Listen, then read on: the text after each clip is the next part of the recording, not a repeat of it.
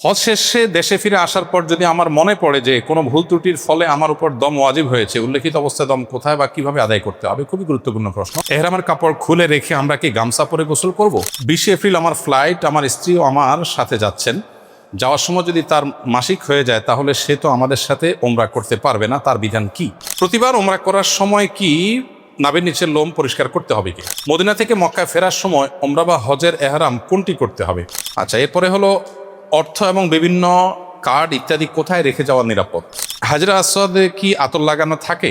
Mecca Medina Mina Arafat মুজদালিফায় নামাজ কসর হবে কিনা?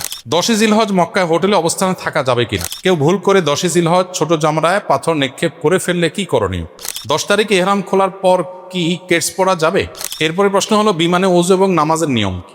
খুবই গুরুত্বপূর্ণ একটি প্রশ্ন। প্রতিবার ওমরা করার সময় কি নাভির নিচের লোম পরিষ্কার করতে হবে কি? মদিনা থেকে মক্কায় ফেরার সময় ওমরা বা হজের এহরাম কোনটি করতে হবে? আচ্ছা, এরপরে হলো অর্থ এবং বিভিন্ন কার্ড ইত্যাদি কোথায় রেখে যাওয়া নিরাপদ? হাজরা আসওয়াদে কি আতর লাগানো থাকে? মক্কা মদিনা মিনা আরাফাত মুজদালিফায় নামাজ কসর হবে কিনা? 10 জিলহজ মক্কায় হোটেলে অবস্থানে থাকা যাবে কিনা? কেউ ভুল করে 10 জিলহজ ছোট জামরায় পাথর নিক্ষেপ করে ফেললে কি করণীয়? 10 তারিখে ইহরাম খোলার পর কি কেটস পরা যাবে? এরপরে প্রশ্ন হলো বিমানে ওযু এবং নামাজের নিয়ম কি? খুবই গুরুত্বপূর্ণ একটি প্রশ্ন। তওয়াফ করার সময় ওযু নষ্ট হলে তায়াম্মুম করলে হবে কিনা? আমি আমার হাজবেন্ড একসাথে হজে যাচ্ছি ইনশাআল্লাহ। আমারও আমার স্বামীর মধ্যে তর্ক হয় খুব, তাই এর জন্য করণীয় একটু জানাবে। ইহরামরত অবস্থায় রাতে ঘুমানোর সময় মহিলারা মাথা খোলা রেখে অর্থাৎ ওড়না বা হেজাব ছাড়া ঘুমাতে পারবে কিনা? মুজদালিফায় ছাতা মেলে ঘুমালে কি খোলা আকাশের নিচে ঘুমানোর হুকুম তরক হবে?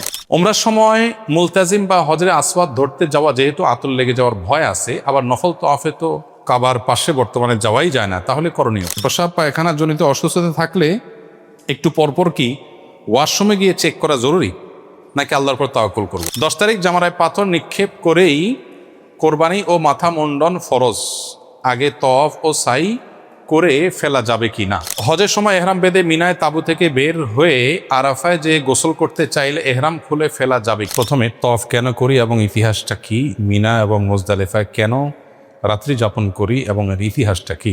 হজের যে অন্তর্নিহিত তাৎপর্য আছে এই বিষয়গুলোর জন্য আলাদা সেশন দরকার।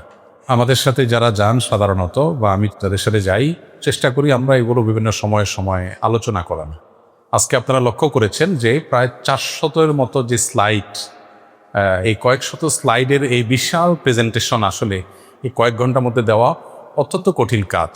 খুবই তাড়াহুড়া করে আমাদেরকে যেতে হয়েছে একান্ত শুধু মূল স্ট্রাকচারটা বোঝাবার জন্য। সেখানে তাৎপর্য বোঝানো তো আরও অনেক কঠিন ব্যাপার এবং সময় সাপেক্ষ বিষয়। তারপর আমি এটুকু বলবো যে হজ পুরো আয়োজনটা মূলত ইব্রাহিম আলাইহিসসালামের স্মৃতি বিজড়িত একটি ইবাদত। এখানে প্রতিটি পদ আপনি যেটাই করেন এটা মূলত ইব্রাহিম আলাইহিসসালামের স্মৃতিকে বহন করছে। জামারাতেরটা আমরা যেমন জানলাম যে কেন পাথর মারিয়ে আনতা, সেটা যেরকম আমরা জানলাম। মিনারটা আমরা বললাম যে আল্লাহর নির্দেশে আরাফায় হাজির হওয়াটা হলো হজের মূল কাজ। তার আগে পার্ট অফ প্রিপারেশন আমরা মিনায় একদিন আগে বসে থাকি, অপেক্ষমান থাকি, মানসিকভাবে প্রস্তুতি গ্রহণ করতে থাকি।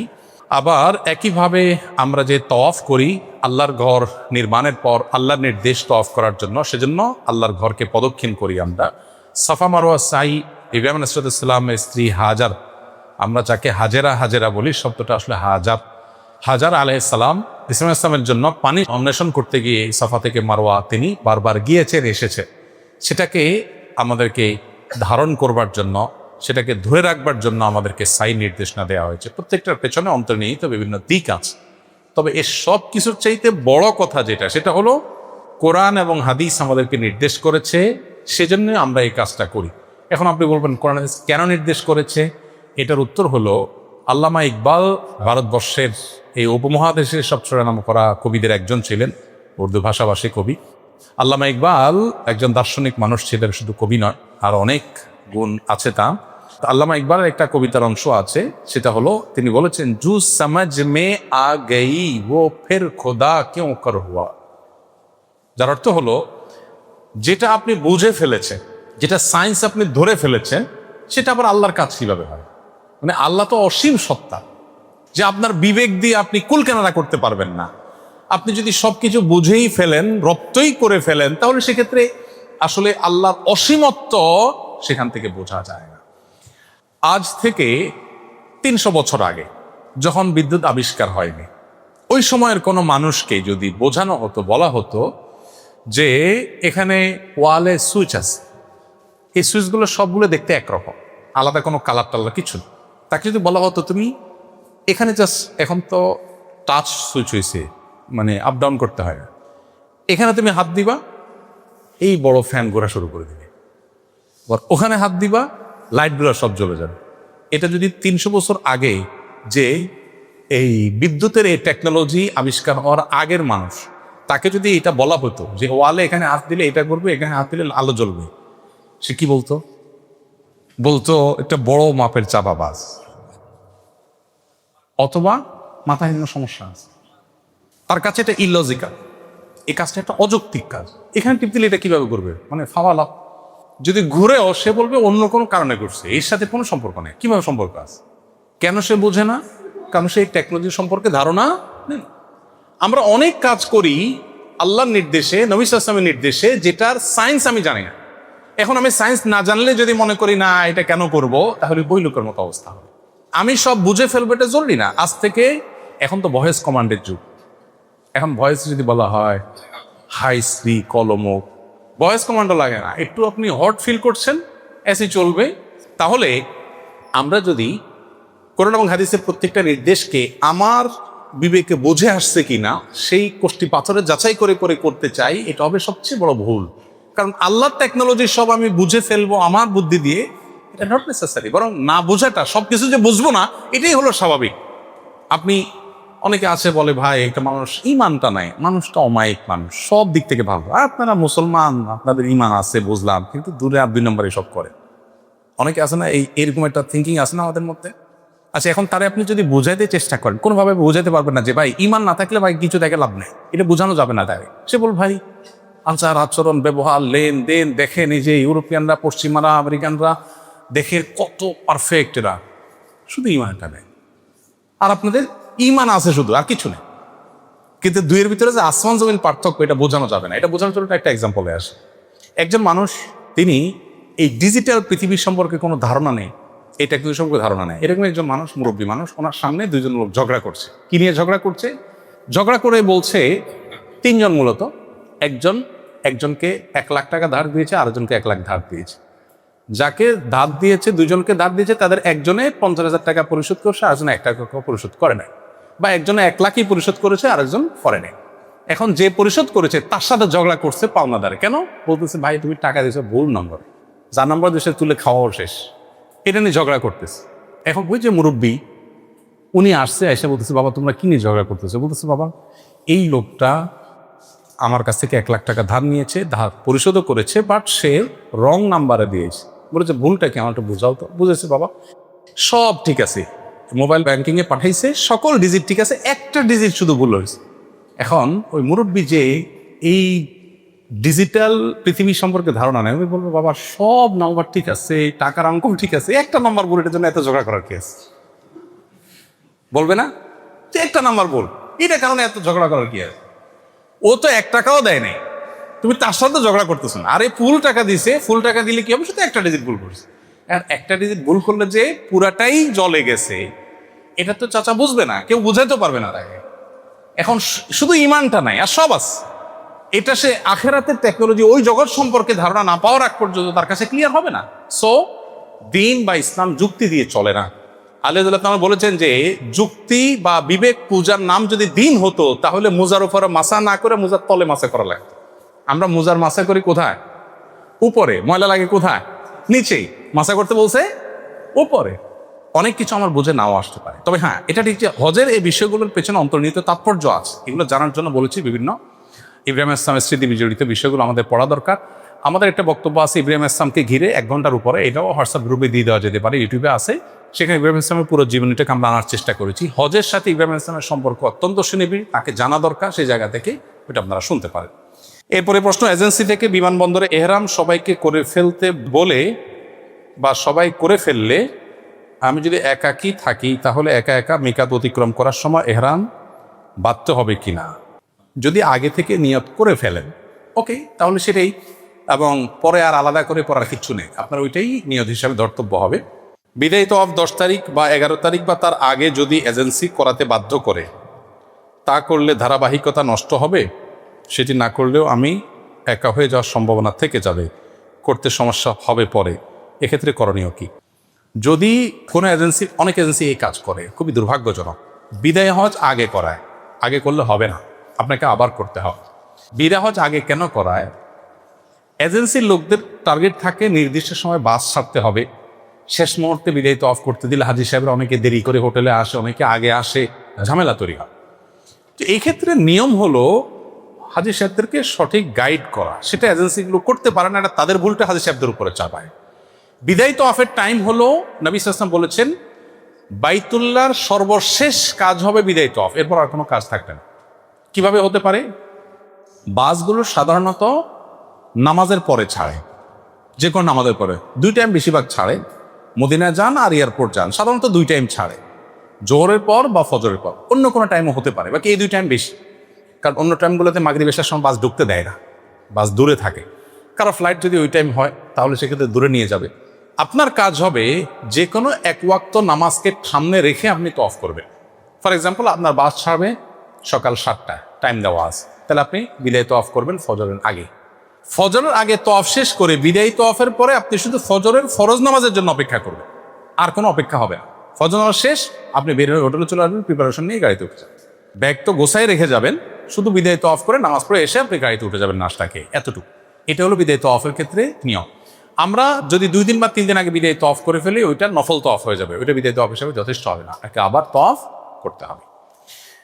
হজ শেষে দেশে ফিরে আসার পর যদি আমার মনে পড়ে যে কোনো ভুল ত্রুটির ফলে আমার উপর দম ওয়াজিব হয়েছে, উল্লেখিত অবস্থায় দম কোথায় বা কিভাবে আদায় করতে হবে? খুবই গুরুত্বপূর্ণ প্রশ্ন।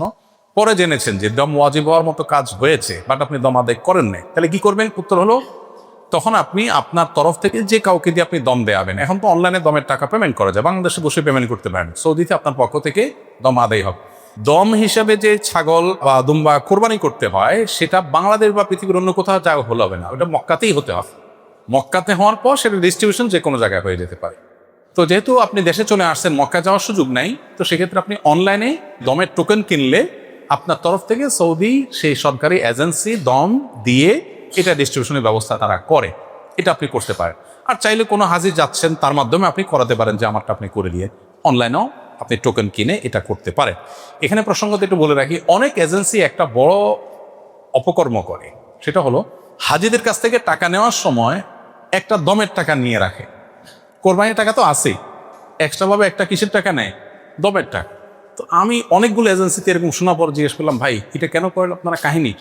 তো বলে যে বলা যায় না, প্রথম হজ করতে যাচ্ছে বেচারা, কোনো ভুল যদি হয়ে যায় এই জন্য একটা অগ্রিম দম দিয়ে রাখলাম।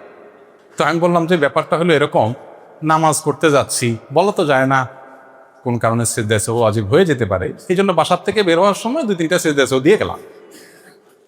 ব্যাপারটা অনেকটা এরকম হয়ে গেল না? আপনি ব্যবসা করবেন সেটা না বলে, দান্দা না করে এই সমস্ত ধানায় মনে কেন করছে? খুবই দুর্ভাগ্যজনক। দম ওয়াজিব হবে পার্টিকুলার ভুলের ভিত্তিতে, হতেও পারে আমি কনফিউশন রাখার দরকার কি, এই সন্দেহের ভিত্তিতে কোনো দম আসা। সো এই কনফিউশনের ভিতরে থাকার কোনো যুক্তি নেই। এহরামের কাপড় খুলে রেখে আমরা কি গামছা পরে গোসল করব?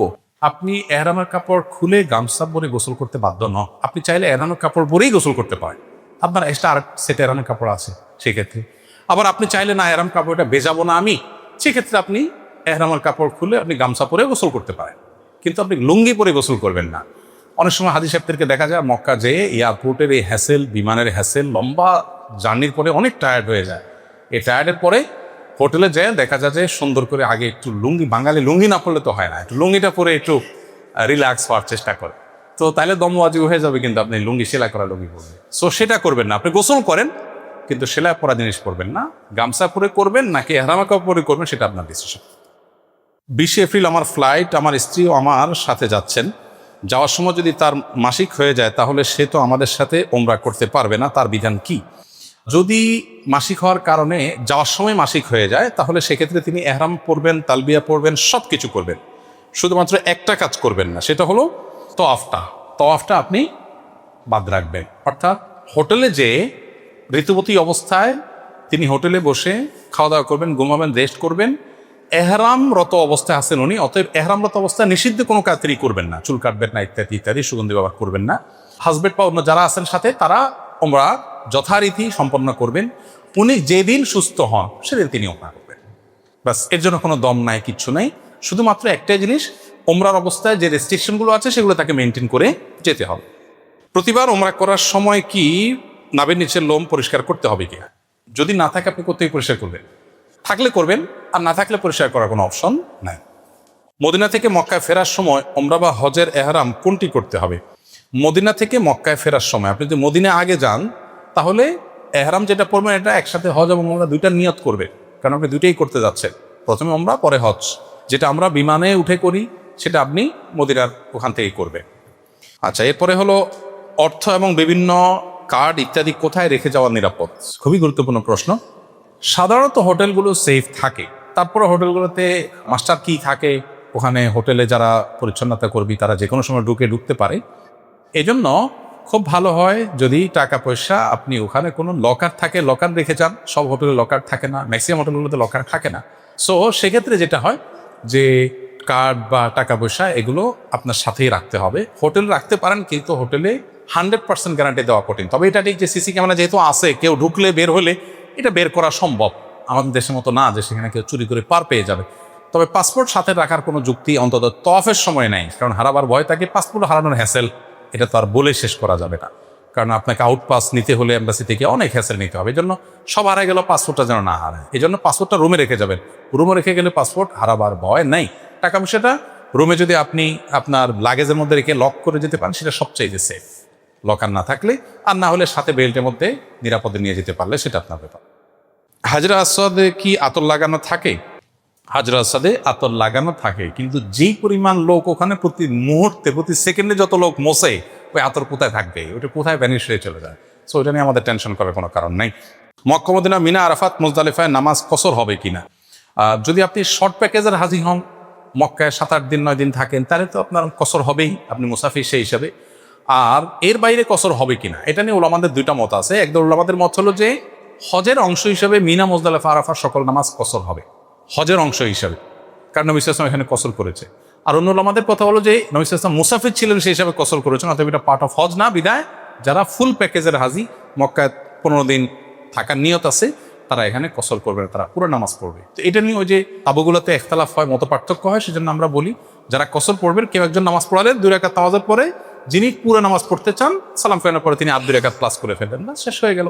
আলাদা করে এটার জন্য গন্ডগোল ফাসাদ বা আলাদা গ্রুপিং করার দরকার নেই। দুর্ভাগ্যজনক হলো আমাদের বাংলাদেশিদের তাবুগুলোতে শুধুমাত্র এগুলো নিয়ে গ্রুপিং হয়। আমরা গ্রুপিং অ্যাভয়েড করব। মুসাফির বা শর্ট প্যাকেজের হাজি বা যিনি 2 রাকাত নামাজ পড়ার মতটাকে উপর আমল করেন, তিনি ইমামতি করলেন, তার পিছনে বাকি যারা আছেন যদি কেউ এক্সট্রা 2 রাকাত পড়তে চান সালাম ফেরানোর পরে প্লাস করলেন। বিষয় হলো যে একদল ওলামাদের মতে মিনা মুজদালিফা আরাফার নামাজগুলো হলো পার্ট অফ হজ হিসাবে সব কসর, কারণ নবী সাল্লাল্লাহু আলাইহি ওয়াসাল্লাম কসর করেছেন, শেষ, দ্যাটস ইট। হানাফি ফকিহগণ, ফুকাহে কেরাম এবং অন্য ফকিহের মতে যদি আপনি মুসাফির না হন, 15 দিনের বেশি থাকেন, তাহলে সেক্ষেত্রে আপনি ফুল নামাজ পড়বেন, না বলে আপনি কসর পড়বেন। তো আমি কসর পড়ি, আমি সাধারণত কসর পড়ি। আমি বলি যারা পুরো পড়তে চান তারা পরে 2 রাকাত প্লাস করে নেন, শেষ। 10 জিলহজ মক্কায় হোটেলে অবস্থানে থাকা যাবে কিনা? 10 জিলহজ রাতে মক্কা হোটেলে থাকা যাবে না, মিনায় থাকবেন, এটাই সংখ্যাগরিষ্ঠ আলেমদের মত, এটাই নবী সাল্লাল্লাহু আলাইহি ওয়াসাল্লামের সুন্নাহ। যদি আপনি অসুস্থ হয়ে যান, কোনোভাবে মুভ করা সম্ভব না হয়, তাহলে সেক্ষেত্রে আপনি মক্কা হোটেলে থাকতে পারেন। কেউ ভুল করে 10 জিলহজ ছোট জামরায় পাথর নিক্ষেপ করে ফেললে কি করণীয়? ভুল করে যদি ছোট জামরা পাথর মারার কোনো অসুবিধা নেই, তা আলাদা কোনো কিছু দমটম দিতে হবে না। বড় জামরা মেরেছেন কিনা সেটা হলো মেন। যদি মেরে থাকেন তাহলে ছোট জামরাটা অনর্থক কাজ হিসেবে বিবেচিত হবে। 10 তারিখে ইহরাম খোলার পর কি কেটস পরা যাবে? হ্যাঁ, 10 তারিখে আপনি যখন পাথর মেরেছেন আর চুল চেঁচেছেন, তারপরে তো আপনি সাধারণ যে কোনো পোশাক পরতে পারেন, অতএব আপনি কেটস পরতে পারেন, আপনি মোজা পরতে পারেন, যে কোনো সাধারণ পোশাক আপনি পরতে পারবেন। এরপরে প্রশ্ন হলো বিমানে ওযু এবং নামাজের নিয়ম কি? খুবই গুরুত্বপূর্ণ, খুবই গুরুত্বপূর্ণ একটি প্রশ্ন। বিমানে আমাদের ওযু এবং নামাজ পড়তে হবে নাকি মাফ? পড়তে হবে, কিন্তু বিমানে আমি নামাজ পড়া মানুষ খুব বেশি দেখি না। বরং হজের যে ফ্লাইটগুলো, আমি অবাক হয়েছি যে হজের ফ্লাইটগুলোতে দেখি মেজরিটি মানুষ নামাজ পড়ে না, তারা হজ করতে যাচ্ছে। গত বছরের আগের বছর তো হজ থেকে ফেরার পথে এক মুরব্বী চাচা চাচি 2 জন, মানে চাচা তো চুল চাচা আর ওই ফ্লাইট তো অলমোস্ট হজ যাত্রী, ওনারা বসে বসে স্ক্রিনে পুরা পথ ফিল্ম দেখলেন, দুমদাড়াক্কা ফিল্ম দেখলেন মুরব্বী দনজন। এখন আমাদের সাথে, আমি ছিলাম ওই বিমানে, আমাদের সাথে এক লোক, সে আবার একটু অ্যাকশন ওরিয়েন্টেড, দ্রুত অ্যাকশন নিতে পছন্দ করে। তো এই ভদ্রলোক তিনি আর সহ্য করতে পারেন না, প্রথম উৎসুস করছে, বলে যে ভাই দেখছেন কি একটা অবস্থা, হ্যাঁ এরা হজ করে যাচ্ছে, এদের ওই মনিটরের লাইটে ঘুমাইতেও পারতেছি না। তো ধরে বসছে, হ্যাঁ আপনারা হজ করে আসছেন, বুড়া বুড়ি মানুষ, কী লাভ হয়েছে আমাদের হজ করে, এখনই দেশে যাওয়ার আগে ফিল্ম দেখতে দেখতে বিমানের উপরে বসে বসে ফিল্ম দেখা শুরু করতেছে। তো ওনারাও দেখে আবার দেখেছে, হ্যাঁ আমার ফিল্ম আমি দেখি, তোমার কি নিয়ে মূর্খ মানুষ। এ হলো বাস্তবতা, খুবই দুর্ভাগ্যজনক বাস্তবতা। বিমানে আমরা অনেকে মনে করি যে বিমান বোধ হয় আকাশে, তো এখানে শরিয়ার বিধিবিধান মনে হয় মাটিতে শুধু, ব্যাপারটা তো সেরকম না, ওখানেও কার্যকর হবে। এই জন্য নামাজের সময় নামাজ আপনাকে পড়তে হবে। আমি বিমানে তো বটে, এমনকি রেলেও অনেক সময় দেখি নামাজি মানুষ বসে আছে, নামাজের সময় চলে আসে, কি অদ্ভুত ব্যাপার ভাই, নামাজ নেই। আরে নবী করিম সাল্লাল্লাহু আলাইহি ওয়াসাল্লাম জেহাদের ময়দানে নামাজ পড়েছে, জীবন মরণ যেখানে, আর আপনি এখানে একটু কষ্ট হবে, একটু হয়তো অসুবিধা হবে, আপনি নামাজ পড়ছেন না। এখন প্রশ্ন হলো কিভাবে করবেন।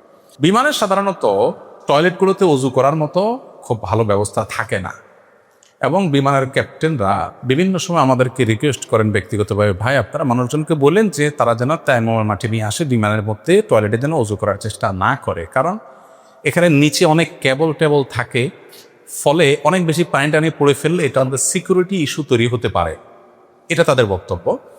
আর বাস্তবতাও তাই যে বিমানের মধ্যে ওযু করা সহজ বিষয় না। আমাদের মতো ইয়াং হলে অনেক সতর্কতার সাথে করা সম্ভব। আমি দেখেছি, আমি ওযু করলে নিচে অল্প কয়েক ফোঁটা পানি পড়ে, সেটা আবার টিস্যু দিয়ে আমি নিজ দায়িত্বে একদম ক্লিন করে আমি রেখে যাই, এটা আমি করতে পারি। বাট এটা সবাই পারবেন না, একজন বৃদ্ধ মানুষ পারবেন না, কারণ ওখানে ছোট্ট যে বেসিনটা আছে ওখানে আসলে কুলি করতে গেলে সাইডে পানি পড়ে যাবে। আবার পাও ধোয়া তো কঠিন, এখন পাও আমি তো অনেক উপর উঠাতে পারি, এখন বৃদ্ধ মানুষ তিনি তো পারবেন না। আবার অনেক সময় দেখা যায় যে ওখানে ছোট যে কাপ থাকে ওগুলো থেকে নিয়ে আপনার কোমরের উপরে সুন্দর উপরে ধরে পাও ধুইতে পারি আমি, একজন বৃদ্ধ মানুষ করতে গেলে তো পড়ে যাবে, ছোট একটা জায়গা। তো এই জন্য যাদের জন্য ওখানে তায়াম্মুম করার কোনো ওয়ে নাই, তাদের জন্য কয়েকটা অপশন। নাম্বার 1, ফ্লাই করার 1-2 ঘন্টার মধ্যে নামাজের ওয়াক্ত হবে, তাহলে সেক্ষেত্রে আপনি ওযু করে উঠেন এবং ওযুটা ধরে রাখেন, নামাজটা পড়ে ফেলেন। নাম্বার 2 অপশন, ফ্লাই করার পরেও নামাজের সময় থাকবে, তাহলে ফ্লাই করার পর আপনি এয়ারপোর্টে গিয়ে সব কিছুর আগে নামাজটা পড়ে, ওকে। অপশন নম্বর 3, শুরুতে যে 1-2 ঘন্টা ওযু ধরে রাখার মতো সময় না, বরং 3-4 ঘন্টা পরে নামাজের রক্ত হবে, এতক্ষণ আমি ওযু ধরে রাখতে পারবো না, আবার নামার পরে টাইম থাকবে না। এটা হলো 3 নম্বর অপশন। এরকম যদি হয় তাহলে সেক্ষেত্রে আপনি বিমানের মধ্যেই আপনাকে নামাজ পড়তে হবে। সৌদি এয়ারলাইন্সে প্রতিটা ফ্লাইটেই, ইন্টারন্যাশনাল ফ্লাইটগুলোতে নামাজের জন্য ছোট্ট একটা জায়গা আছে। যদিও দুর্ভাগ্যজনক বাস্তবতা হলো এয়ারলাইন্সের ক্রুরা বেশিরভাগ ক্ষেত্রে খুব বেশি কোঅপারেটিভ হয় না, সহযোগিতা করে না, খুবই দুর্ভাগ্যজনক। এই জন্য পৃথিবীতে যত এয়ারলাইন্স আছে আমার জানা মতে নামাজের জন্য সবচেয়ে ভালো হলো মালয়েশিয়ান এয়ারলাইন্স। তারা নামাজের ক্ষেত্রে এত হেল্প করে, এবং তাদের বেশিরভাগ এয়ারক্রাফটগুলো, বিশেষ করে বড় এয়ারক্রাফটগুলোতে মনিটরে একটু পরপর দেখায় নামাজের এতক্ষণ বাকি আছে, কেবলা এইদিকে আছে, এখন অমুক নামাজের সময়, সামনে অমুক নামাজের সময়। আমি অবাক হয়ে গেছি যতবার আমি গিয়েছি মালয়েশিয়া এয়ারলাইন্সে, মানে এরকম নামাজের ব্যবস্থা এত হেল্পফুল যে কল্পনা করে। পুরো ফ্লাইটে হয়তো 2-3 জন মুসলমান, বিদেশি কোনো দেশে, কিন্তু তার জন্য পুরো ফ্লাইটের প্রত্যেকটা মনিটরে তারা নামাজের ইন্ডিকেটর, টাইমিং এগুলো তারা খুব মেনটেন করে। আমি কয়েকদিন আগে মালয়েশিয়া এয়ারলাইন্সে ট্রাভেল করছি, আমার মনে আছে যে আমি নামাজ পড়বো চেষ্টা করতেছি, এরপরে দেখি যে একজন ক্রু একটা কাগজ নিয়ে আসছে। কি হয়েছে বলে যে পাইলট তোমার জন্য নামাজের টাইমিংগুলো লিখে দিয়েছে হাতে। আমি পাইলটের কাছে চাই না কিন্তু, আমি মনে হচ্ছে এই পাইলটটা হয়তো অনেক ভালো, সেজন্য হয়েছে।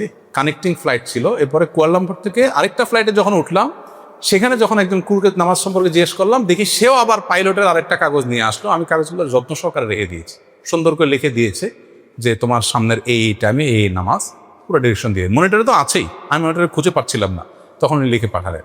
তো আল্লাহ তাআলা তাদেরকে উত্তম বিনিময় দান করে। এটা পৃথিবীর কোনো এয়ারলাইন্স আমি দেখি না, যেটা মালয়েশিয়ান এয়ারলাইন্সে শুধুমাত্র নামাজের ক্ষেত্রে তারা এরকম হেল্প করে। সৌদি এয়ারলাইন্সও এই হেল্পটা করে না, এটা দুর্ভাগ্যজনক বাস্তবতা। কিন্তু সৌদি এয়ারলাইন্সে নামাজের জায়গা আছে, হেল্প করে না বলতে কি, তারা আপনাকে ডিস্টার্বটা কি করবে, বেল বাঁধার সংকেত আছে, এখন হয়তো ওখানে আপনার উঁচা নিচে আপনার বাতাসের বেগ অনেক বেশি বা বেল বাঁধতে হবে, তখন আপনাকে ওখানে নামাজ পড়তে দিয়ে না, বাকি টাইমে নামাজ পড়তে দিই। তাহলে পালা করে করে ওখানে নামাজ পড়া যায় চাইনি। বৃদ্ধ মানুষ আছেন, কেউ হয়তো মুভ করা সম্ভব না, তাহলে সিটে নামাজ পড়ে নিলে এই নামাজটা পরে কাজা করবে, এটা হলো অধিকতর উত্তম। কারণ কেবলামুখী হয়ে পরিপূর্ণভাবে সব ফরজ আদায় করা সম্ভব না, কিন্তু নামাজ আপনাকে পড়তেই হবে। আর ওযু ভিতরে কোনোভাবে করা সম্ভব না, অপশন নম্বর 3-তে আসেন আপনি, নামাজ বিমানেই পড়তে হবে, পরে টাইম থাকবে না, এরকম যদি হয় তাহলে আপনি তায়াম্মুমের মাটি নিয়ে যাবেন। সৌদি এয়ারলাইন্স অনেক সময় তায়াম্মুমের মাটি তারা দেয়, চাইলে দেয়, তাদের কাছে থাকে।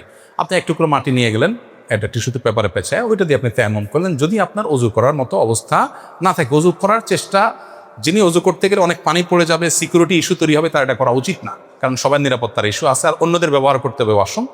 আর আমার মতো ইয়াং যারা আছেন যে খুব সতর্কতার সাথে তিনি করতে পারবেন, সামান্য একটু পানি করলে এটা আবার পরিষ্কার করে উনি টিস্যু দিয়ে মুছে যাবেন, দায়িত্বশীলতার সাথে তিনি এটা করতে পারেন। কিন্তু শেষ বটম লাইন হলো নামাজ আপনাকে সময় মতো আদায় করতে হবে। বিমানে আসি এই অজুহাতে নামাজ বাদ দিতে পারবেন না। আমার হাজবেন্ড আগে হজ করেছেন, এবার আমার সাথে মাহরাম হিসাবে হজ করতে যাচ্ছেন, এক্ষেত্রে তিনি কি আমার আব্বু মানে শ্বশুর শাশুড়ির বদলি হজ করতে পারবেন কিনা? যদি বদলি হজ করেন সেক্ষেত্রে হজের পরিপূর্ণ খরচ কি তার শ্বশুর আব্বা দিতে হবে, নাকি কিছু খরচ দিলেও বদলি হজ হয়ে যায়? এখানে তো জামাইয়ের শ্বশুর একটা দেনাপানা ইস্যু চলে আসছে। শ্বশুরবাড়ির টাকা যেহেতু, অতএব হজে যাচ্ছে, এমনিই তো কিছু টাকা দিতে পারে জামাইকে যৌতুক হিসাবে। বাট বদলি হজ কেউ যদি কারো পক্ষ থেকে স্বেচ্ছায় করতে চান তাহলে সেক্ষেত্রে টাকা দেওয়ার কোনো অপশন নাই। আপনি আপনার শ্বশুরের তরফ থেকে বদলি হজ করতে চাচ্ছেন, এটা নফল হিসাবে বিবেচিত হবে, আপনি সওয়াব পেয়ে যাবেন, ওনাকে বদলি হজের সওয়াবটা আপনি দিলেন, এর জন্য উনি টাকা দিতে যাবে কেন?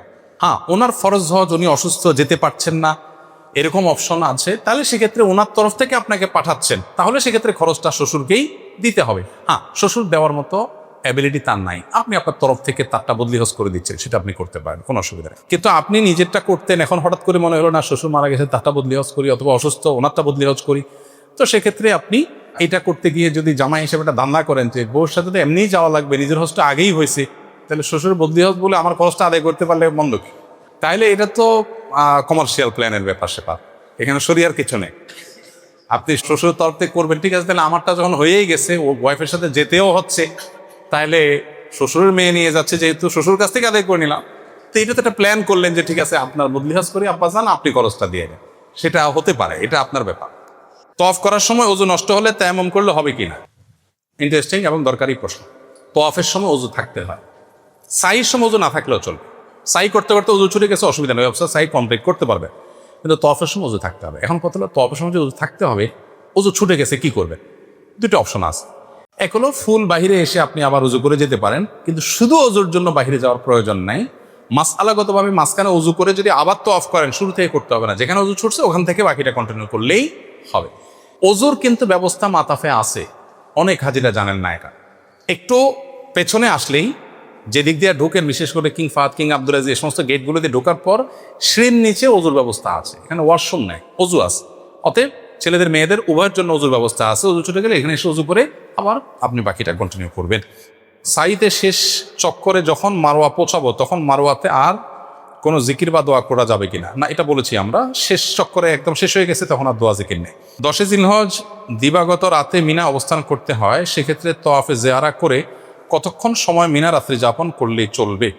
তওয়াফে জিয়ারা করার পর মিনা রাত্রি যাপনটা হলো রাতের অর্ধেকের বেশি। ধরুন রাত 12টায় রাতের অর্ধেক হয়, এটা ভ্যারি করে কখন সূর্য ডুবে, তাহলে সেক্ষেত্রে 12টার আগে ডুববেন আপনি, মধ্যরাতের আগে, তাহলে আপনার রাত্রি যাপন হয়েছে ধরা হবে। আমি আমার হাজবেন্ড একসাথে হজে যাচ্ছি ইনশাআল্লাহ, আমারও আমার স্বামীর মধ্যে তর্ক হয় খুব, তাই এর জন্য করণীয় একটু জানাবে।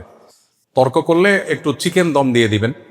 আমি বলি মূলত দম তো হয় ছাগলের, ছোটোখাটো উল্টাপাল্টা করলে সাথে সহযাত্রী হাজিদেরকে একটু চিকেন দম খাওয়াই দিবেন। গত বছরের সম্ভবত একটা হজের একটা ইন্টারেস্টিং অভিজ্ঞতা আছে আমার। এক হাজব্যান্ড ওয়াইফ, দেখে বোঝা যায় তারা খুবই প্র্যাকটিসিং মানুষ, ভদ্রলোকের মুখে দাঁড়িয়ে আছে, ভদ্রমহিলা খুব পর্দা মেনটেন করেন। তো আমাকে বললেন, ভাই লজ্জার কথা কি বলি, আমরা জামারাতে পাথর মারার পর এমন তুমুল ঝগড়া আমাদের হয়েছে, জীবন এরকম হয় নাই, একবারে মুখ খারাপ করাকরির পর্যায়ে, আমরা দুজনেই খুবই লজ্জিত, এখন কি করতে হবে? তাই আমি বললাম আমাকে চিকেন ফিশ দম দিয়ে দেন আপাতত, এছাড়া কোনো দম তো দিতে হবে না এটার জন্য, আল্লাহর কাছে তওবা করবেন। তখন আমার মনে হলো ওই যে আমি সেশনের সময় বলেছিলাম জামারাতের সময় শয়তান অ্যাক্টিভ হওয়ার বহু নজির আছে, এটা তার একটা। এই ভদ্রমহিলা বলছেন যে অস্বাভাবিক, আমরা এরকম এত নিচে আমরা কখনো নামি নেই, সেখানে হজ করতে এসে নামছি, তাও দোনোজন, মানে আমরা মনে হচ্ছে অস্বাভাবিক হয়ে গেছে, মনে হচ্ছে আমাদের নিজের কন্ট্রোলের বাইরে আমাদেরকে অন্য কেউ কন্ট্রোল করছে, এরকম মনে হয়েছে আমাদের কাছে। অনেকগুলো এক্সপিরিয়েন্স আমার জমছে, তো সেজন্য আমি মোটামুটি শিওর হয়েছি যে এই জায়গাগুলোতে শয়তান অনেক বেশি অ্যাক্টিভ হয়ে যায়, আমাদের এর জন্য অনেক বেশি সতর্ক থাকা দরকার এবং শয়তান থেকে আল্লাহর কাছে অনেক বেশি পানা চাওয়া দরকার। আর স্বামী স্ত্রীর মধ্যে ঝগড়া, ওই যে হজ পুরা জিনিসটাতেই ঝগড়া করতে আল্লাহ নিষেধ করেছে, সেখানে স্বামী স্ত্রী মানে নিজের ঘরের লোক তার সাথে ঝগড়া, মানে কত ভয়াবহ হতে পারে। ঝগড়াগুলো হয় কি, ব্যাগটা তোমার সামনে দিয়ে দেখছো যে আরেকজন লোক, গত বছর আমাদের পরিচিত এক ভদ্রলোক, গত বছরই সম্ভবত হাজি ক্যাম্পে আমার সাথে দেখা, আমার পরিচিত, তো দেখি সাথে অনেক মহিলা। আমি বললাম এত মহিলা? তো বলো যে আমার ওয়াইফ, দুইজন আমার ওয়াইফ, আরেকজন আমার বোন। তাই বললাম ওয়াইফ দুইজনকে একসাথে হজে নিয়ে যাচ্ছেন, ভালো কথা, তো বোন আবার সাথে, এটা সায়েন্স কি? তো বলে যে সায়েন্স হলো যে আমি একা তো এক বোর ব্যাগ ধরতে পারবো, দুজনটা তো ধরতে পারবো না। যখন একজনেরটা ধরবো তখন আরেকজন তো মন খারাপ করবে। এই জন্য বোনরে হায়ার করছি যে তুমি ওই টাইমে আরেকজনকে টেক কেয়ার করবা। তো বেচারা এই সায়েন্সের উপরে মানে শুধুমাত্র এই হাজব্যান্ড ওয়াইফের ঝগড়া মিনিমাইজ করার জন্য সে বোনরে আলাদা হায়ার করে নিতে হয়েছে তার। মানে মোরাল হলো যে স্বামী স্ত্রীর মধ্যে ঝগড়া এমনিতেই তো হওয়া উচিত না, তারপরেও তো জীবনের অংশ টুকটাক হয়ে যায়, কিন্তু হজের সফরে তো এমনিতেই ঝগড়া করা নিষেধ, সেখানে কেন হবে? এই জন্য সবর করতে হবে। স্বামী ভুল করতে পারে, স্ত্রী ভুল করতে পারে, এই টোকাটুকি লেগেই থাকে, প্রায় অলমোস্ট লেগেই থাকে। হ্যাঁ, এটা হলো কেন, ওইটা হলো কেন, দেখছো সবাই কি করে, দেখছো সবাই কিরকম কেয়ারি, দেখছো ভাবির হাত ধরে বসে আছে, তোমার কোনো খবর নাই, তুমি দৌড়ে চলে যাচ্ছ। মানে এগুলো প্রতি হজেই দেখা যায়, এই জাতীয় ক্রাইসিস হয়। দুর্ভাগ্য, দিন আমরা বুঝি নাই আসলে। দিন তো স্যাক্রিফাইসের না। আমার স্বামী আমার হাত ধরেন নাই, তিনি অন্য অনেক ক্ষেত্রে অনেক কেয়ারি হয়তো, আর কেয়ারি না হোক তিনি চরিত্রবান আলহামদুলিল্লাহ। আরেকজন অনেক হাত ধরে, সে হয়তো দুশ্চরিত্রবান, তার হয়তো অন্য ল্যাকিংস আছে। সো নিজেকে সান্ত্বনা দেওয়ার চেষ্টাটা আমাদের মধ্যে থাকতে হবে ইনশাআল্লাহ। এরপরে যদি ঝগড়াঝাটি হয়ে যায় তাহলে ওই যে মুরগির দম, ছাগলের দম, অন্য কোনো দম দিয়ে দিবে। মার সাথে মারহাম হিসাবে ছেলের বয়স কত হলে ভালো হয়? প্রাপ্তবয়স্ক হতে হবে। সে প্রাপ্তবয়স্ক হওয়ার ডেফিনেশন সরকারি ডেফিনেশন না, শরিয়ার ডেফিনেশন। শরিয়া প্রাপ্তবয়স্ক যে ডেফিনেশন দিয়েছে এটা হলো অনেক যৌক্তিক, অনেক লজিক্যাল। এখন সারা দুনিয়াতে কোনো দেশে প্রাপ্তবয়স্কের বয়স 18, 20, এটা যদি মনে হয় যে ঠিক আছে, আইন প্রণেতারা এটাকে 35 করে দিল যে তার নিচে শিশু, আইনত তাই এর পিছনে লজিক্যাল কোনো গ্রাউন্ড নাই। ভাই 18 কোন হিসাবে, 16 না কেন, 20 না কেন, কোনো যুক্তি নেই। ইসলাম বলে প্রাপ্তবয়স্ক হবে একজন মানুষ, পুরুষ হলে, ছেলে হলে, ওর যখন স্বপ্নদোষ শুরু হয়ে যাবে, ওর যখন গোপদাড়ি গজায় যাবে, বায়োলজিক্যালি আপনার সেই প্রাপ্তবয়স্ক যখন হবে, এটার যখন আলামত তার শরীরে আসবে, তখন সে প্রাপ্তবয়স্ক। মেয়ে হলে, মাসিক শুরু হলে, এগুলো যদি কোনোটাই নির্দিষ্ট সময় না হয়, অনেকের অনেক বেশি দেরি হতে পারে। আজকাল তো আমাদের লাইফস্টাইল নানা কারণে এখন বাচ্চা কাচ্চা আর্লি ম্যাচিউর হয়ে যায়, খুবই দুর্ভাগ্যজনক একটা বাস্তবতা। সে যদি না হয়, কারো যদি লেটলি ম্যাচিউরিটি আসে, প্রাপ্তবয়স্ক আর বিষয়গুলো আসে না, তাহলে তার জন্য নির্দিষ্ট এইজ আছে, সর্বশেষ সীমানা 15 বছর। এটা ক্রস করলে অটোমেটিক সে প্রাপ্তবয়স্ক হবে। অতএব শরিয়ার দৃষ্টিকোণ থেকে প্রাপ্তবয়স্ক হলেই তাকে মাহরাম হিসাবে মা বা বোন তারা সাথে নিয়ে যেতে পারবেন। শুনেছি যে এহরামের নিয়ত করার পর থেকেই ঘর থেকে বের হওয়ার সময়, যানবাহনে ওঠার সময়, নামার সময়, কারোর সাথে দেখা হলে, খাওয়ার আগে সর্বাবস্থা শুধু লাব্বাইক অর্থাৎ তালবিয়া পড়তে হবে। সালাম, যানবাহনের দোয়া, খাবার আগের দোয়া, সেগুলো নাকি পড়া যাবে না, আর যদি পড়া যায় তবে সেটা তালবিয়ার আগে নাকি পরে। আমি প্রথম শুনছি এ ধরনের ভুয়া কথা, মানে কথা তো ভিত্তিহীন, সেটা শোনাটাও প্রথম। এরকম কোনো কথা নেই। তালবিয়ার মানে এই না যে সালাম করা যাবে না, সালাম দিবেন, সালাম দিয়ে আগে পরে তালবিয়া করবেন, এর সাথে সাক্ষাতের করা যাবে না, দোয়া দরুদ পড়া যাবে না, এমন কিছু না। সবকিছুই স্বাভাবিকভাবে করবেন, ফাঁকে ফাঁকে আবার তালবিয়াও আদায় করবেন। ইহরামরত অবস্থায় রাতে ঘুমানোর সময় মহিলারা মাথা খোলা রেখে, অর্থাৎ ওড়না বা হেজাব ছাড়া ঘুমাতে পারবে কিনা? হ্যাঁ, ওড়না ছাড়াইতেও ঘুমাবেন, মাথা ঢাকবেন না, তো মাথা মুখ ঢাকবেন না। এহরামরত অবস্থায় কি মহিলারা মাথা খোলা রাখতে পারবে যদি পর্দার অসুবিধা না হয়? এহরামরত অবস্থাতেও মুখ ঢাকবেন না, মাথা ঢাকবেন। বাহিরে যখন যাবেন তখন পর্দার স্বার্থে মুখও ঢাকবেন, যাতে করে মুখের সাথে কাপড় লেগে না থাকে, সে চেষ্টাটা করবে যথাসম্ভব। মহিলারা কি হজে স্বর্ণ পরিধান করতে পারবেন কিনা? মসজিদে হারামে জুমার দিন পুরুষরা নামাজ পড়বে, মহিলারা মসজিদে অবস্থান করলে কিভাবে নামাজ আদায় করবে? মহিলারা যদি জুমার দিন মসজিদে নামাজ পড়েন তাহলে পুরুষদের মতো জুমাই পড়বে, আলাদা কোনো অপশন নেই। আর যদি হোটেলে পড়েন তাহলে জোহর পড়বে। আর স্বর্ণ পড়তে পারেন, কোনো অসুবিধা নেই। স্বাভাবিক সময়ে তিনি যেরকম গহনা পড়তেন ওই একই গহনা তিনি ইহরামরত অবস্থায় পড়তে পারবেন। মুজদালিফায় ছাতা মেলে ঘুমালে কি খোলা আকাশের নিচে ঘুমানোর হুকুম তরক হবে? খোলা আকাশের নিচে ঘুমাইতে হবে এমন কোনো বাধ্যবাধকতা নাই তো। ওখানে তো মুজদালিফায় সরকার তাঁবু দেয় না কেন? 2 কারণে। নাম্বার 1, এত ছোট্ট একটা জায়গায় এত মানুষের জন্য তাঁবুর অ্যারেঞ্জমেন্ট করা সম্ভব না। নাম্বার 2, মুজদালিফা থাকে কয়েক ঘন্টা, এই কয়েক ঘন্টার জন্য তাঁবু তো আসলে দরকার হয় না। সেই কারণে এখন যদি কেউ কারোর প্রয়োজন হয় তাঁবু দিয়ে দেওয়া, সে আলাদা নিজে দিয়ে নেয়, তো তার হজের কোনো ক্ষতি হবে না। ওমরার সময় মুলতাজিম বা হজরে আসওয়াদ ধরতে যাওয়া, যেহেতু আতর লেগে যাওয়ার ভয় আছে, আবার নফল তওয়াফে তো কাবার পাশে বর্তমানে যাওয়াই যায় না, তাহলে করণীয় কি? মুলতাজাম ধরা বা হাজর আসওয়াদ পাথর চুমা দেওয়া, এগুলো তো জরুরি না কোনোটা। যদি সম্ভব না হয় আপনি ধরবেন না। নবী করিম সাল্লাল্লাহু আলাইহি ওয়াসাল্লাম ধরেন না। তিনিও তওয়াফের সময় লাঠি দিয়ে ইশারা দিয়ে, হাতে একটা লাঠি ছিল, উনি কোন একটা বাহনে, মোট ঘোড়া গাদার উপরে ছিলেন, হাতে একটা লাঠি ছিল, লাঠি দিয়ে এরকম ইশারা দিয়ে আল্লাহু আকবার বলে চলে গেছে। উনি যদি যেতে চাইতেন তখন তো এত ভোট ছিল না, সব সাহাবীরা সরে যেত, সবাই জায়গায় করে দিত, উনি চেষ্টা করেন নাই। তার মানে কি ভিড়ের মধ্যে ঢেলাঢেলি করার নির্দেশনা নাই? সো দরকার কি এটা করা? নফল তওয়াফের সময় ভিড় থাকে যদিও, তারপরে আপনি 30-40 দিনের প্যাকেজের মধ্যে ডেফিনেটলি এমন কিছু টাইম পাবেন যখন একটু ভিড় কম। বিশেষ করে যখন হজের পরের দিনগুলো হবে, আপনি সারাক্ষণ মাথা হয়ে পড়ে থাকেন, শুকনো খাবার টাবার, ড্রাই ফ্রুট, খেজুর টেজুর রাখেন, পড়ে থাকেন, আপনি চান্স একবার না একবার দেখবেন পাবেন। নর্মাল দিনগুলোতে তওয়াফের ক্ষেত্রে আমি একটা সিক্রেট বলি টাইম, ভিড় এড়ানোর জন্য। সেটা হলো ফজরের 1.5 ঘন্টা পর, 1 থেকে 1.5 ঘন্টা পর। এই 24 ঘন্টা টাইমের মধ্যে সবচেয়ে রিল্যাক্স টাইম এটা। কারণ ফজরের পরপর একটা গ্রুপ তওয়াফ করে, ফজরের পরপর নেমে যায়, খুব ভিড় হয়। এই তওয়াফের গ্রুপটা উঠে ধরেন 40 মিনিট সময় লাগে 7টা চক্কর দিতে। এই গ্রুপটা উঠার পর ওই যে একটু আগে বললাম যে একটা চক্কর যাওয়ার পর নামাজের কিছুক্ষণ পরে নামার জন্য ওই শিয়ানা পাবলিক যে গ্রুপটা, ওই গ্রুপটা এরপরে নামে। এরপর সাধারণত রাতভর জেগে থেকে অনেকে হারামে ইবাদতবন্দি করে, সকালে ফজরের পরে তওয়াফ টওয়াফ করে হোটেলে যেয়ে খাওয়া দাওয়া করে রেস্ট করে ঘুমা। এই টাইমটা একটা গুড টাইম, অর্থাৎ এশরাকের আধা ঘন্টা 40 মিনিট পর। এই টাইমটাতে ঘন্টা 2-2.5 সময় তুলনামূলকভাবে ভিড় কম পাবেন। কিন্তু এখানে সমস্যা হলো রোদ অনেক উত্তপ্ত হয়ে যায়। এই জন্য রোদ উত্তাপের আগে আগে আপনি তওয়াফ করলে সবচাইতে রিল্যাক্সের সাথে তওয়াফ করতে পারবে। বোনরা ভোর রাতে চলে গেলেন হারামে, তাহাজ্জুদ পড়লেন, ফজর পড়লেন, এশরাক পড়লেন, এবং বোনরা তো মাতাফে চলে যেতে পারেন যে কোনো সময়, তাদের তো আর বাধা দেয় না পুলিশ। অতএব মাতাফে যে নামাজ পড়লেন, বসে থাকলেন, ফজরের ঠিক 1.5 ঘন্টা পর আপনি তওয়াফ করতে, আপনি দেখবেন যে ভিড় অনেক কমে গেছে। কারণ মানুষ হোটেলে চলে যায়, তখন খাওয়া দাওয়া নাস্তার জন্য চলে যায়। এই টাইমটা গ্যাপ থাকে। আবার 10টা-11টা পর থেকে আবার জোরের আগেই 2 ঘন্টা আগে থেকে মানুষ আসা শুরু হয়। এগুলো একটু প্ল্যান করে করলে দেখা যায় যে কষ্ট অনেক কমে যায়। হজের কার্যক্রম যখন করব তখন কি সর্বাবস্থা উজু থাকা জরুরি? না, মোটেই না। সর্বাবস্থা উজু রাখা কি সম্ভব এত লম্বা সময়? জরুরি না। প্রস্রাব পায়খানার জনিত অসুস্থতা থাকলে একটু পরপর কি ওয়াশরুমে গিয়ে চেক করা জরুরি, নাকি আল্লাহর পর তাওয়াক্কুল করব? এটা এক রকমের ওয়াসওয়াসার রোগ, এটাকে প্রশ্রয় দেওয়া যাবে না।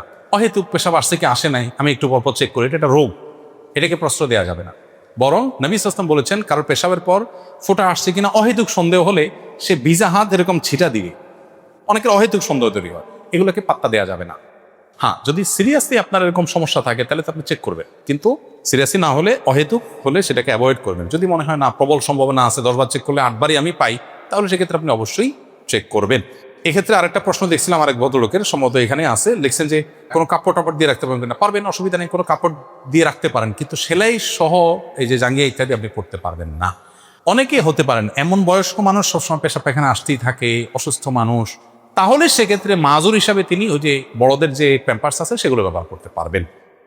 হাঁটু ব্যথার কারণে মলমে ম্যান্থল এর সুঘ্রাণ থাকলে সেটা ব্যবহার করা যাবে কিনা?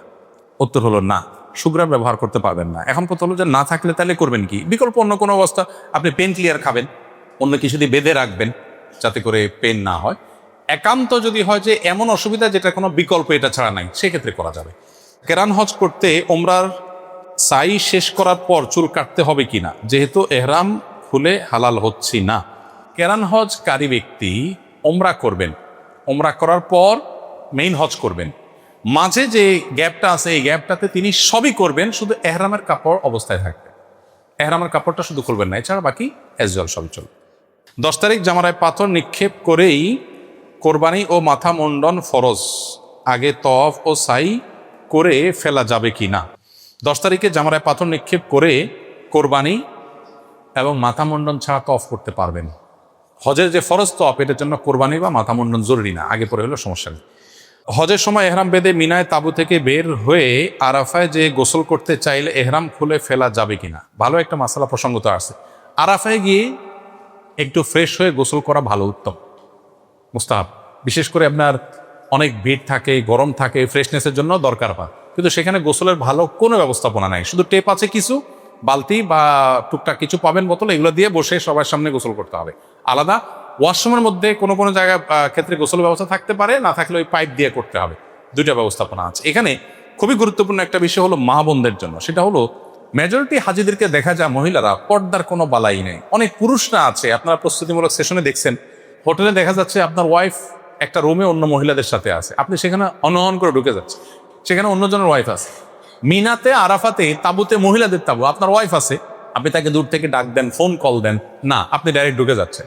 আমাদের একবার হজের সময় একজন চাচা ছিলেন, চাচার নাম ভুলে গেছি, খুব সবাই চাচার নাম মুখস্থ করে ফেলছে। চাচা একটু পরপর চাচিরে ডাকে, একটু পরপর চাচিরে ডাকেন, চাচা দূরের থেকে ডাকেন না, চাচা ভিতরে ঢুকে যায়। কোনোভাবে চাচা ঠেকানো যায়, মানে এটার জন্য বহুত আইন মোকদ্দমা করেও শেষ পর্যন্ত ঠেকানো যায় না বেচারাকে, কোনোভাবে সে নিয়ন্ত্রণই করতে পারে না। ওখানে তো মিনা মোজদালেফাতে স্বামী স্ত্রী একসাথে কোটিপতি হলেও থাকার কোনো সিস্টেম নেই, আলাদাই থাকতে হয়। তো এখানে মা বোনরা অনেকে পর্দা বোঝেন না, অনেক পুরুষরাও পর্দা বোঝেন না। পর্দা না বুঝলে আপনি হজ করার মানে কি দাঁড়ালো? এই জন্য পর্দাটা আমাদের বোঝা উচিত। মক্কার হারাম শরীফে কি দুহুল মসজিদ নামাজ পড়া যাবে? পড়া যাবে না, পড়তে হবে। শুধু প্রথমবার যাওয়ার পর আপনি পড়বেন না, ডাইরেক্ট অফ করবেন, আর বাকি প্রত্যেকবারই ঢুকেই পড়বেন। নফল তওয়াফের উদ্দেশ্যে এহরাম পড়ে বারে বারে যাওয়া উচিত কিনা? না, এটা আমরা নিষেধ করেছি, প্রতারণা হয়। এহরামের জন্য তাওয়াল ক্রয় করার পর দেখি দুইটা পার্টই সমান, অর্থাৎ দুইটাই 4 হাত করে, কোনো অসুবিধা নেই। বড় ছোট হওয়া কোনো জরুরি না, তো আপনি সামলাতে পারলেই হলো, পর্দা রাখলে হলো। এরপরে একজন লিখেছেন, এই বছর আমি এবং আমার স্ত্রী দুজনে একসাথে হজে যাচ্ছি। আমাদের হোটেল মক্কায়, হোটেল লুলু আল তাওহিদ। আমরা দুজনে মক্কাতে আপনার হজের স্টেশনে যেতে চাই। এটা যে হুদুদ, এর সাথে যোগাযোগ করতে পারেন যদি সুযোগ থাকে। সাধারণত সুযোগ কম থাকে, নির্দিষ্ট জায়গা থাকে, যোগাযোগ করতে পারেন। বিমানে কি এহরামের কাপড় পরা যাবে কিনা, সেক্ষেত্রে অজু বা তায়াম্মুম লাগবে কিনা? এহরামের কাপড়ের জন্য অজু তায়াম্মুম আবশ্যক না, আর বিমানে এহরামের কাপড় পরা খুবই কষ্ট করে, এত মানুষ আপনি কিভাবে করবে? যদি করতে চান আপনি করতে পারেন, একটু কষ্ট হবে, টাইট হবে, ওয়াশরুমে তো কোনোভাবে সম্ভব না, নাপাক লেগে যাবে, বা ছোট্ট জায়গা আপনার সিটের সামনেই আশপাশে কোথাও দ্বারা আপনাকে করতে হবে। তো অজু বা তায়াম্মুম জরুরি না। হজের সময় দ্বিতীয়, তৃতীয়, চতুর্থবার ওমরা করলে সে ওমরাকে নিজের জন্য করা যাবে, অন্য কারোর জন্য করা যাবে, দুইটাই করা যাবে। মক্কায় পৌঁছে হোটেলে গিয়ে গোসল করলে এহরামের কাপড় খুলতে হবে, তারপর আবার পরতে হবে। তাহলে কি আবার এহরামের কাপড় পরা নিয়ত করতে হবে? না, প্রথম যেটা আছে ওইটাই নিয়ত। আমি 2017-তে সম্ভবত আম্মাকে নিয়ে হজ করছি। এখন আমি আমার বাবার বদলি হজ করার জন্য যাচ্ছি। হজ করেছেন, এখন বদলি হজ করতে যাচ্ছেন, এর জন্য আলাদা কোনো নিয়ম আছে কিনা? অনেকে বদলি হজ করতে যাচ্ছেন, কোনো আলাদা নিয়ম নাই। শুধুমাত্র এহরামের কাপড় পরে যখন লাব্বাইকা হজ্জান লাব্বাইকা উমরাতান বলতেছেন, তখন বলবেন আল্লাহ আমার বাবা বা অমুকের তরফ থেকে লাব্বাইকা হজ্জান। মুখে না বললেও চলবে, অন্তরে আপনার ইচ্ছা আছে যে অমুকের তরফ থেকে করতেছেন, দ্যাটস ইট। আর বাকি কাজ সব অ্যাজ ইউজুয়াল, আলাদা কোনো কিছুই নাই। শুধু নিয়তটা শুরু করবেন যখন, যে এটা তার তরফ থেকে করতেছি আল্লাহ, এই ইন্টেনশনটাই যথেষ্ট। পিতামাতা আর্থিকভাবে স্বাবলম্বী না হলে এবং সন্তানের উপরে হজ ফরজ হলে সন্তান কি পিতামাতাকে হজে না পাঠিয়ে নিজে হজ করতে পারবে কিনা? আমাদের দেশে এটা বহুল প্রচলিত একটা ভুল ধারণা যে বাবা মাকে আগে হজ করাইতে হয়, তারপর সন্তান হজ করতে। এটা ভুল ধারণা। বাবা মার হজের সাথে কোনো সম্পর্ক নেই, তাদের টাকা নেই, তাদের উপর আবশ্যক হয় নাই। আপনার টাকা হচ্ছে আপনার উপর আবশ্যক হবে।